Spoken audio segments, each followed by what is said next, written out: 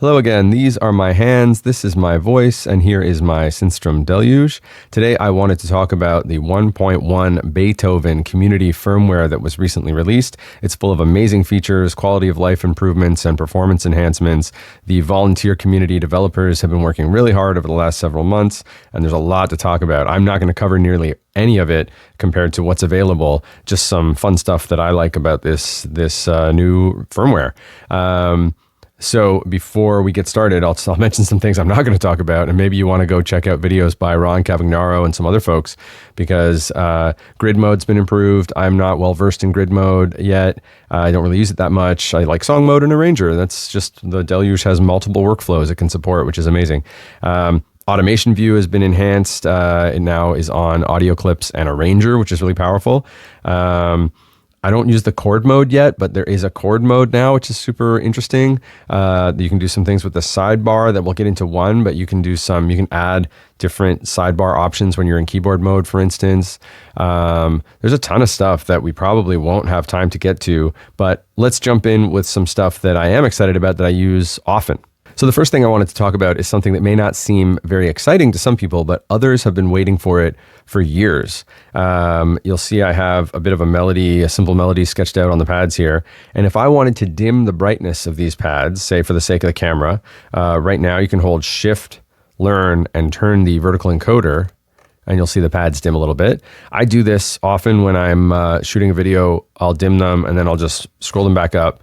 But some people want a way to save a brightness value in the default settings so that when you turn the Deluge off and on again, that level persists and you don't have to reset it every time, because right now that version that I just showed you, that will not be saved on power off.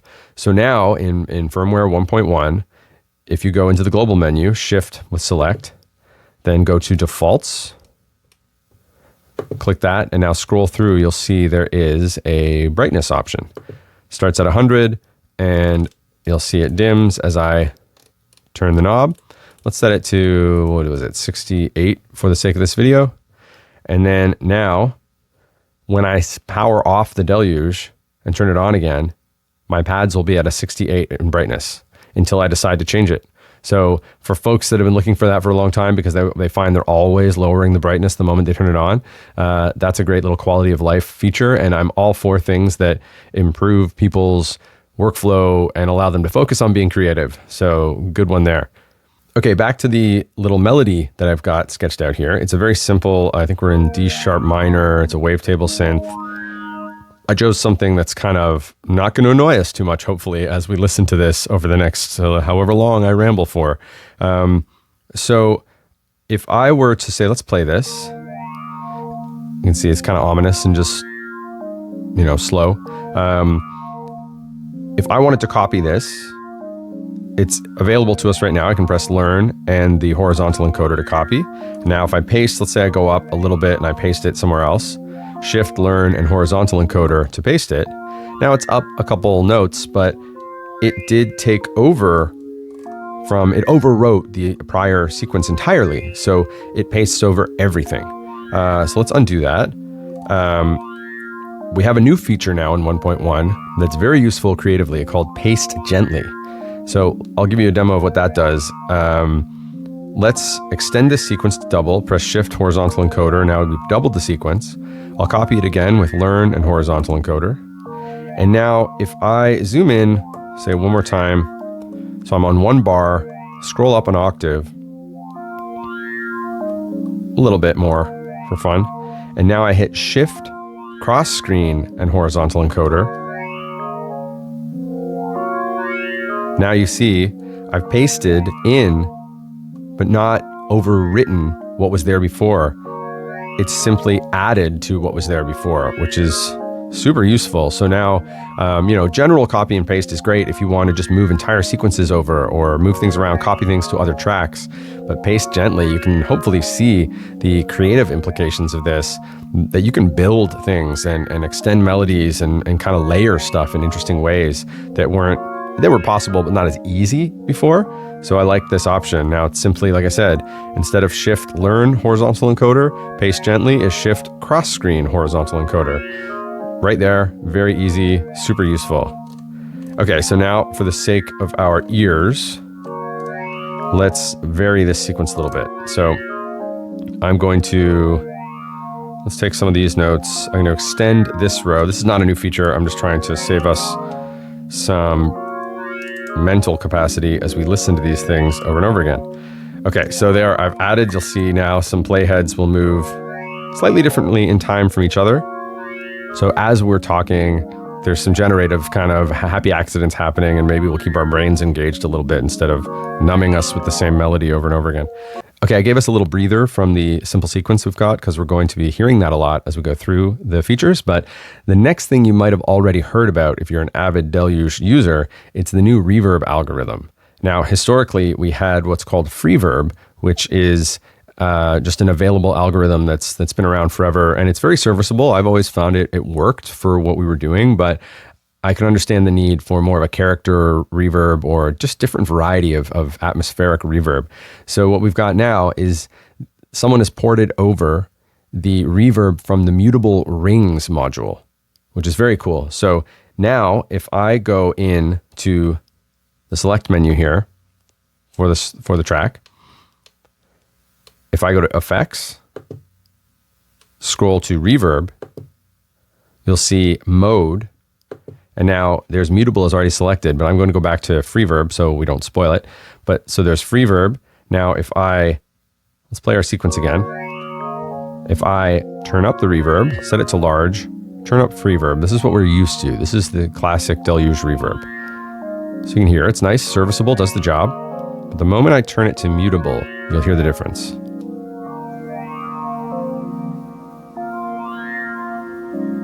Just a little different atmospherically, a little more lush. So that's very exciting. And again, the devs who ported this over have made sure that it also has similar room size settings. So small, medium, and large are very easily accessible. And they work with the new parameters that the Mutable Rings reverb comes with. So we've got time, dampen, diffuse, and high pass filter, which is very exciting because now our reverb doesn't need to be activated on our bass frequencies, so it doesn't get necessarily muddy if we don't want it to. We don't have a lot of bass going on yet. And then dampen is actually kind of fun too because it's quite interactive with diffuse, if I recall. But if I lower this and raise the reverb value, you hear it's kind of like a low atmospheric kind of cavernous reverb, which is very nice. Now if I put dampen back up, here it kind of comes back. So let's leave that around there, lower the reverb level a little bit. So hopefully you can see how exciting that is just to have that different reverb. Now that's saved per song, and new songs created with the new firmware will default to the Mutable Rings reverb. Old songs that used Freeverb will continue to have Freeverb as the default, but you can change that. So it's basically per song, you have two different reverb options now, which is very useful. So far, I'm just using it on this one clip, but we can use it later on the whole master track, and it would be the Mutable Reverb as well, now that I've chosen that here. Okay, something else that's super exciting, and probably could use its own video, is the new ARP options. The Arpeggiator has been vastly improved. It's got a lot of new parameters and options for very cool rhythmic kind of generative melodic stuff. So I'm going to turn that on. Let's turn our sequence back on. I'd like to give you guys a breather in between if I can. Now, if I hit shift and mode here, you see we go through the same options: up, down, both, random, and then we get to custom. Now, if I select custom, we get two other options. Right now we're in octave mode. So this tells me what I want the octave jump to be. So we got up, down, alt, random. Let's choose up, down. So now the octave in my ARP is going to alternate between up and down. Now select that. Now we're in note mode. And this decides how the notes are going to jump around. So we can put that to, say, random. And now our octave is jumping up and down, but our notes are random within what we've provided here.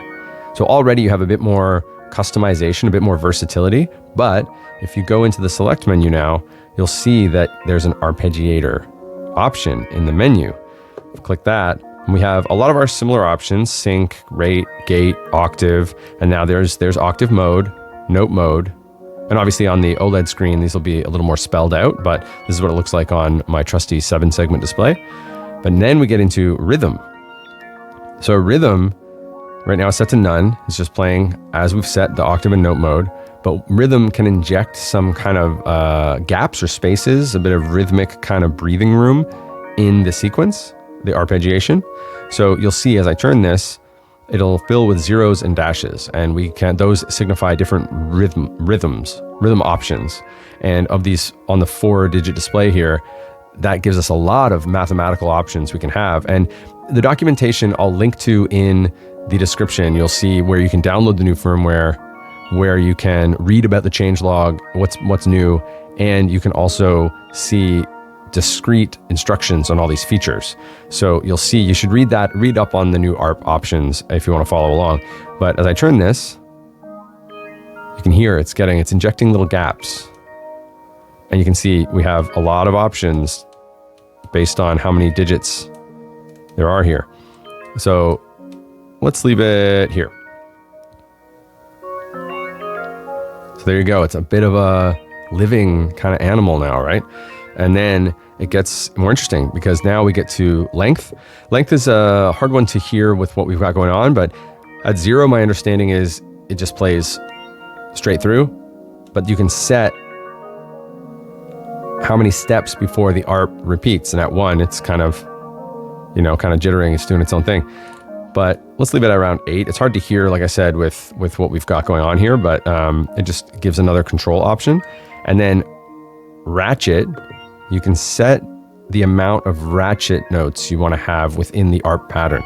Right now it's at 0, and I believe in the documentation it's 0 to 4 means no ratchets, and then 5 to 9 I believe is a couple ratchets, and then above it gets more and more up to 50.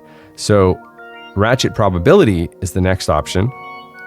Now right now we won't hear ratchets because the probability is set to 0, but the moment I start increasing this, you can probably hear some ratcheting. There you go.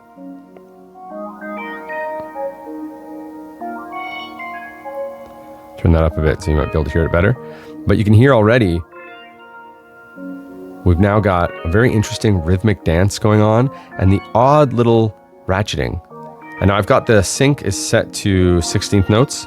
So if we were to change that, the ratchet would adapt to that as well. But I like kind of what we've got here. You can mess around to your heart's content with all the new options. It's so easy to find an inspiring, weird little melody now, which is very exciting. So I urge you to check out the documentation that I'll post below in the description. Follow along. Really just mess with the settings. I mean, I found that's the best way to get your hands dirty with these things, is just dive in and find out what they can do when you just play with them. Okay, now that we've added some elements, we've got some reverb and ARPs and things happening, you may have heard some people talking about performance issues or worrying about the CPU and how much can it handle, how many voices, what's the track limit, blah, blah, blah. Historically, the Deluge really doesn't have a huge limit. You can do whatever you want. You just have to be okay with it sometimes dropping notes or only handling so much. But I've always loved the idea that it doesn't impose an 8-track limit or a certain voice count on you, and it lets you make the decisions. Now we've got an easier way to do that as well. I mean, suffice it to say, the devs have made 1.1 very performant. It's better than ever in terms of capability. They're always making it more efficient. Performance is always a #1 priority. On the Discord, they're always talking about how can we make everything more capable. So I would not worry at all. Personally, I've never worried. I've made a lot of music on the Deluge only, and it has always sounded the way I wanted it to. And you work within kind of understanding if you push something too far, yeah, you might have some dropouts or whatever, but that can be used to your advantage depending on what you're looking for. So rambling way to say, we now have a bit of a CPU indicator.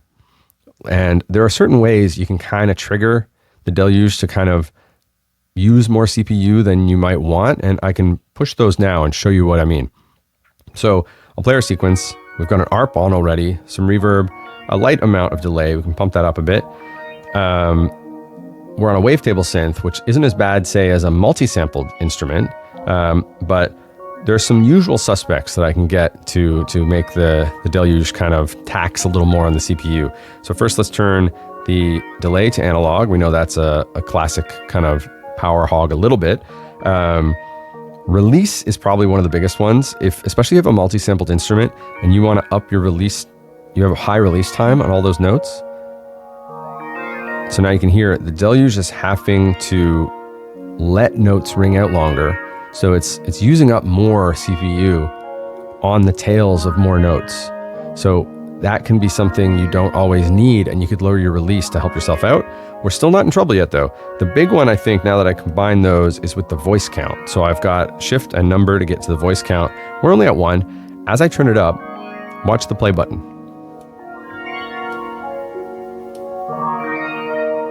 There you go. It's starting to blink a little bit. That is an indication that we have hit CPU kind of limitations a little bit. It's starting to maybe warn us that we're going to experience culling or dropping notes if we kind of keep pushing.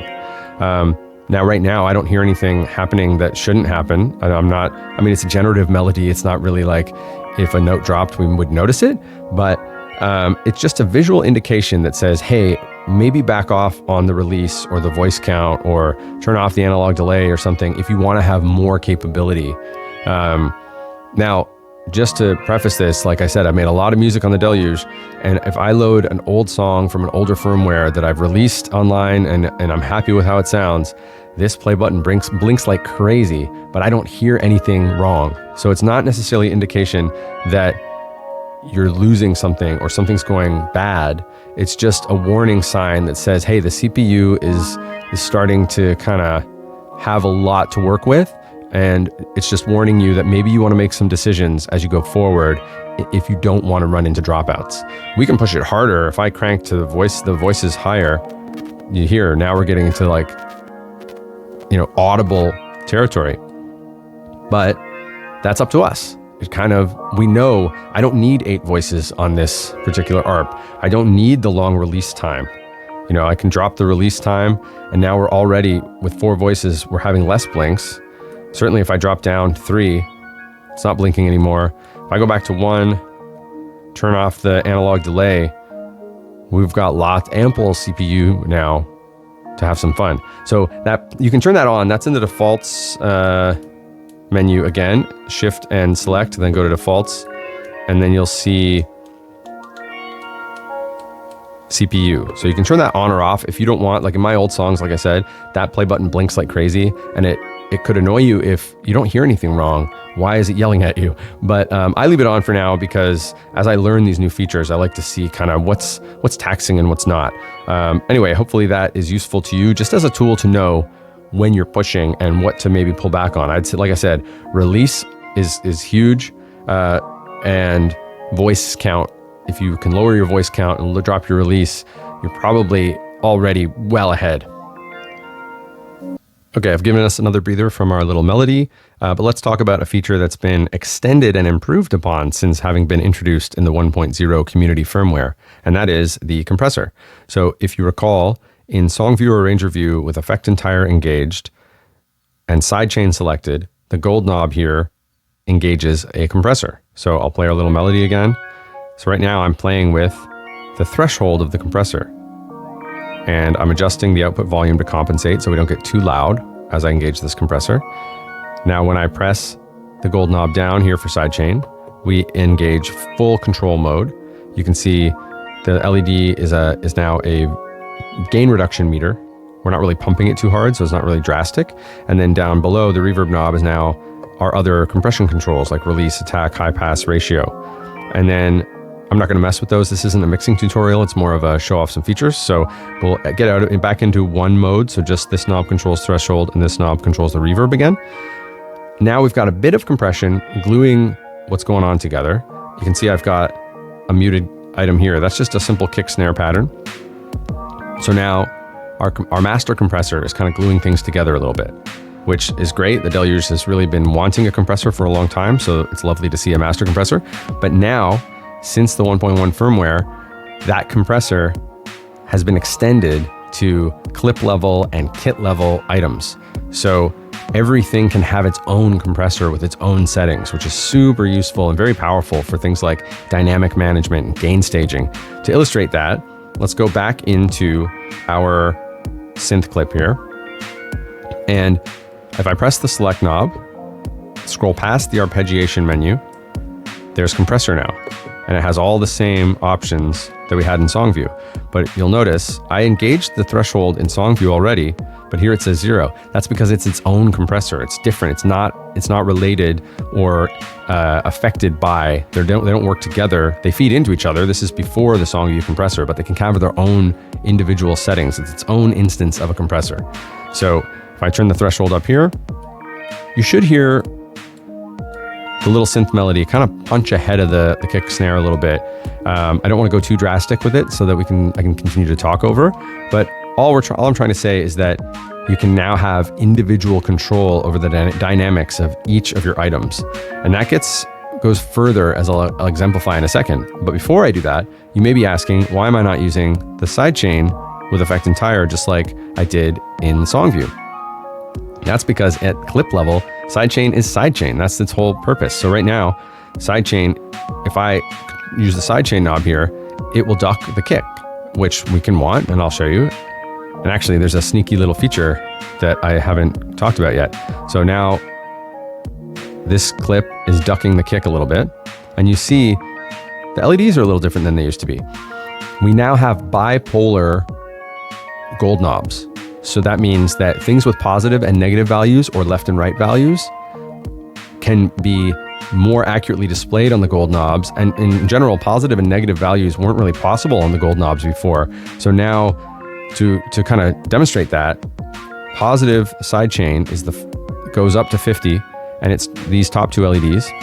So now the kick is fully penetrating this synth. That's a weird way of saying it. The synth is fully ducking the kick as per the settings I've engaged. If I go down into negative values, now the synth is jumping up with the kick. Now the compressor is probably keeping it down a little bit because we don't want it to peak or anything, but we have bipolar engagement on these gold knobs now, it's very useful. And you can see actually in the pan as well, if I go left, those engage, those two LEDs there engage. If I go right, the top two LEDs engage. So just a bit more control, a bit more visual feedback of what's going on. And again, that's why now the compressor is in the menu, the select menu for individual clips, because the sidechain knob engages the sidechain, which makes sense. Let's keep going before I lose track. So the same thing with our kit itself. If I press the select knob with Effect Entire engaged, compressor, threshold, now I'm compressing the entire kit differently than I was compressing the clip and differently than I was compressing the overall song via the master compressor. So in a kit, you may want to engage the high pass filter to let your low end through, so your kick drum isn't being neutered by the compressor or overly engaging the compressor. So it gets more powerful than that now. If I turn Effect Entire off, and now let's say I choose my snare. Effect Entire is off. I've selected my snare. Press select. Compressor. I have a total different compressor here for each kit item. So you'll hear if I engage this, the snare is starting to punch up. It's that sustain on that noise of the tail is punched up. So you can hear the snare, right? And now I can do the same thing if I want. Let's select this first kick. Effect Entire is off. See, now it's a different compression threshold. Now let's engage that high pass filter to let the low end of the kick through still.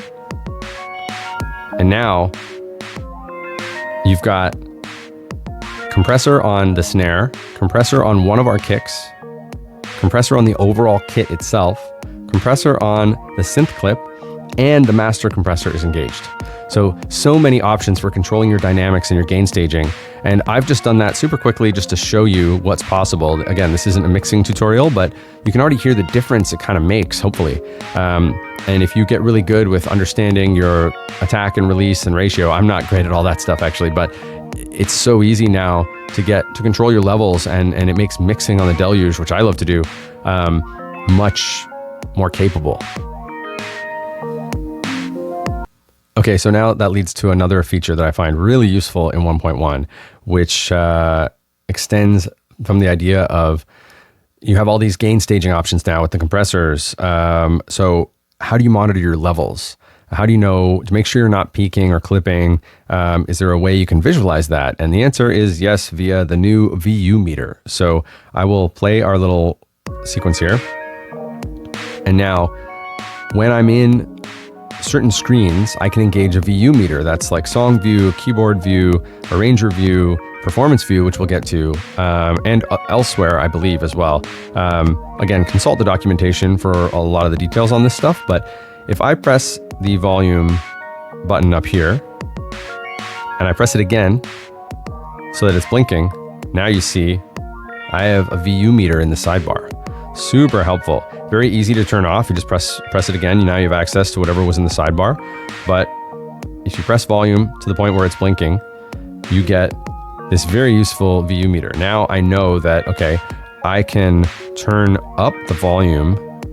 I'll turn down the master output volume, but I'll turn up the song volume to kind of show you that, you know, when you get a certain point, yeah, now we're clipping, we're peaking, right? So you see once those guys start engaging in red, that's too loud.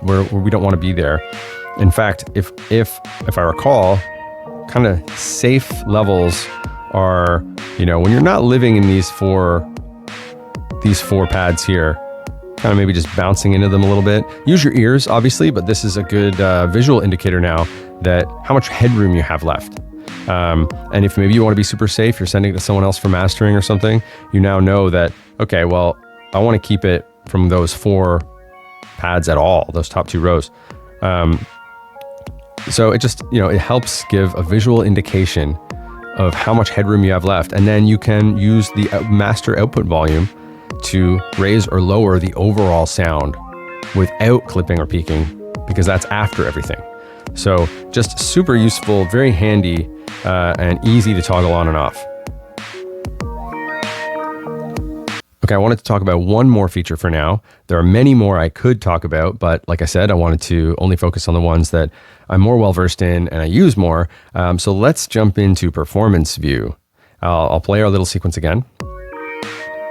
Now, in song view and arranger view and some other spots, the keyboard button never really did anything prior. So now, when I press that, it engages a performance view.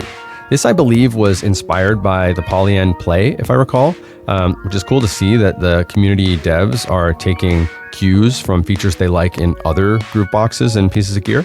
So what we have now is the grid is composed of columns, colored columns that represent certain master effects or master tweaks you can make.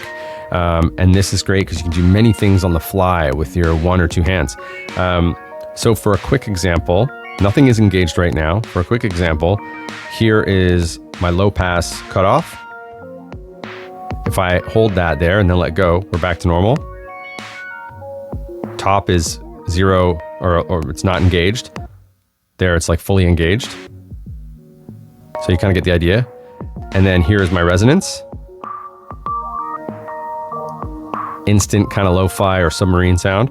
Now that's just me holding and letting go, so it's temporary, which is kind of fun for a live performance idea. Now if I were to press those and disengage quickly, it's kind of like sticky shift in the way that you can configure how quick a press you need in milliseconds, but now those hold. And the same if I want to turn them off, I just tap them lightly. So that's my low pass filter cutoff and resonance. Here's high pass, resonance, and cutoff, which I like to use sometimes to do a bit of bumping up the low end. You can kind of, it's a trick, you can kind of move up the low pass and then use the resonance to bump it up. which is kind of fun. Maybe hard to hear in headphones at the level we've got. And then you've got EQ, there's your bass, treble, reverb, delay time,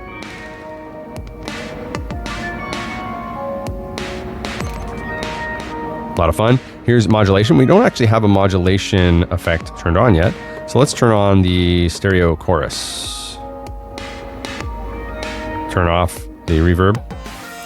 So those are all the modulation parameters engaged completely. I don't remember what does what at the moment. Again, take a look at the documentation. You can actually change all this, which I'll get to in a second. But there we've got stereo chorus kind of doing its own thing. And then here we have bit crush and decimation.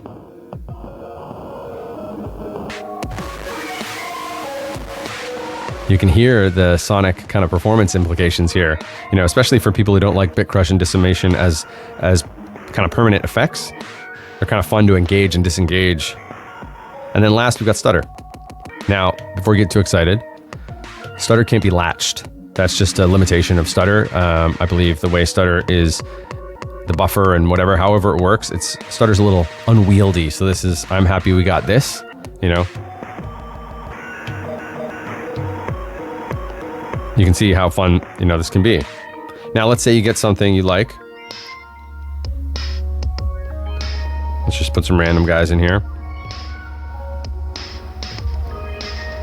And then you want to clear it all. Just press horizontal and back. Now, similarly, let's say you get something you like. Let's put some options in here, just kind of randomly. And you want to save this so you can engage it again quickly. There's now an XML file being written to your SD card that will save defaults of Performance View. So if I press save and keyboard when I'm in Performance View, you'll see it flash as default. And now if I clear it, I want to reload those defaults that I like. Load and keyboard loads them back.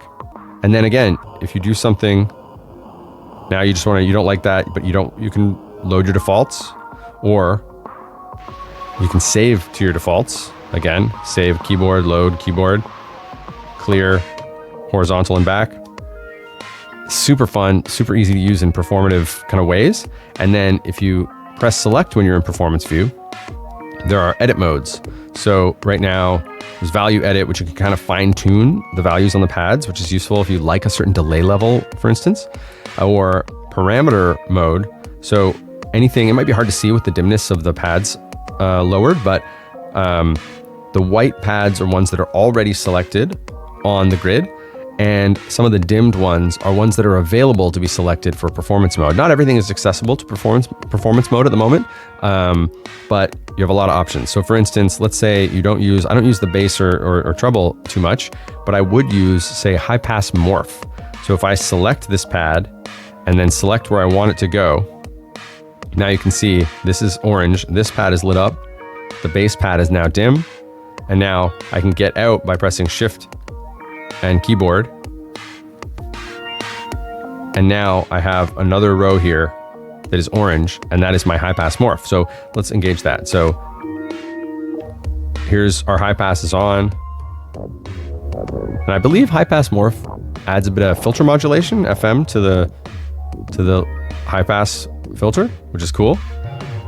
So there, already you've got kind of a cool, weird sound, and that's just because I replaced bass with high pass morph instead. And you can clear those. You can reorder things. You can move some things around.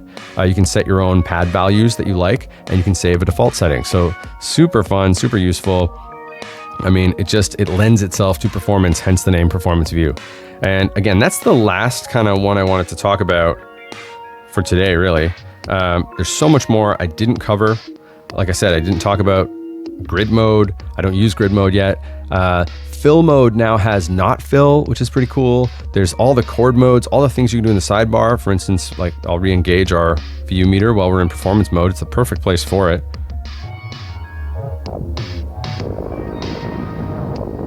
And now I'm just gonna have fun a little bit. while we drift away. Hopefully you got something out of this. I'd appreciate if you listen to any music I make on Bandcamp or Spotify as Baymud. If you have a feature that you'd like me to go over a bit more, or again, you have different ideas for videos, I'm always up for doing things on the Deluge and having fun. Some jam videos coming up, some certain things, playing around with old gear and how it interfaces with the Deluge. So get in touch in the comments, and I appreciate you making this far. Hopefully you got something out of it. This is not my first try making this video, so if it helped you, I appreciate it, and hopefully there'll be more to come.